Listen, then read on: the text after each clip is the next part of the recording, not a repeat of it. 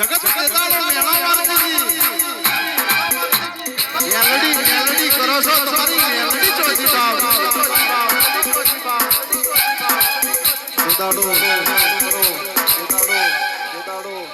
મેલડી તને ગોખલે જાટકો વાગ્યો હોય તો મેલડી જબકીન જાગી હોય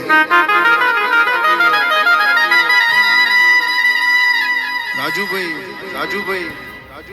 વડોદરાના મહેમાનો મેલડી કરતા હતા તમારા બાપની મેલડી જોજી